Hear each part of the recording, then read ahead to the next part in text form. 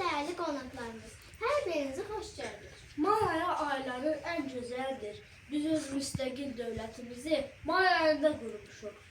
1941-ci, 1945-ci Alman faşizmi üzərində məhz may ayında qələbə çalmışıq. En nihayet Ulu Önder Heydər Əliyev məhz May ayında dünyaya gözünü açıb. Heç kəs bilmirdi ki, doğuşu ilə öz doğmalarının həyatını işıqlandıran bu körpə bir xalqın, bir millətin həyatını işıqlandıracaq. Bugün burada toplaşmağımızın səbəbi 9 May qələbə gününü qeyd etmək, Ulu Öndərimizi yad etməkdir. Bugünkü tədbirimizə məktəbimizin şagirdləri böyük sevgi ilə hazırlaşıblar.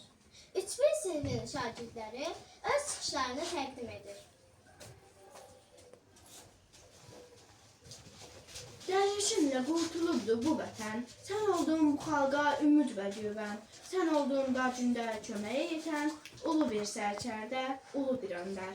Sən Azərə oğulsan, bu diyar üçün yarandın, vətənin hər anında xalqına daya qoydun, bayrağını ucaltdın, ən yüksək zirvəyəsən, millətini tanıtdın, dünyada hər kəsəsən. Heydər Əlirzaoğlu Əliyev 1923-cü il may ayının 10-da Azərbaycan Respublikasının Naxçıvan şəhərində anadan olmuşdur.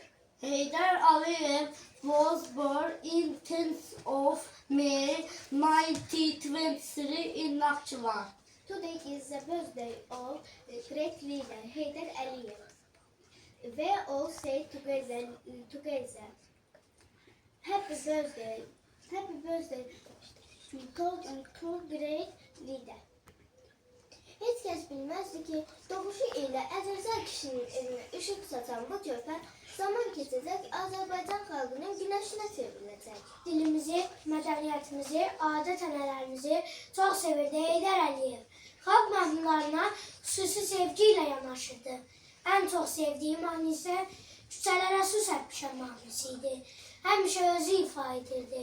Bizə bu mahnını ümummilli liderin ifasında eşitmək o qədər xoş idi ki, gəlin həmin mahnı ilə ümummilli liderimizi bir daha yad edək.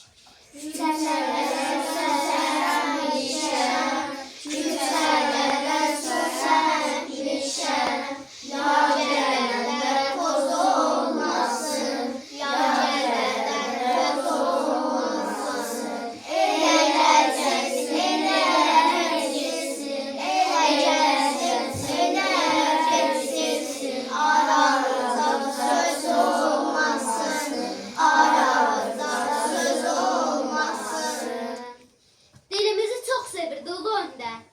O öz ana dilində danışa bilməyənləri hər zaman tənqid edirdi. Ümummilli liderin Azərbaycan mədəniyyətində misilsiz xidməti olub. Buna çoxlu nümunələr gətirmək olar.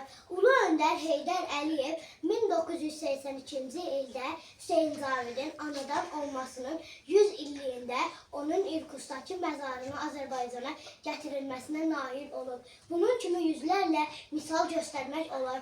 Bu da Ulu Öndərin Azərbaycan mədəniyyətinə olan sevgisi idi.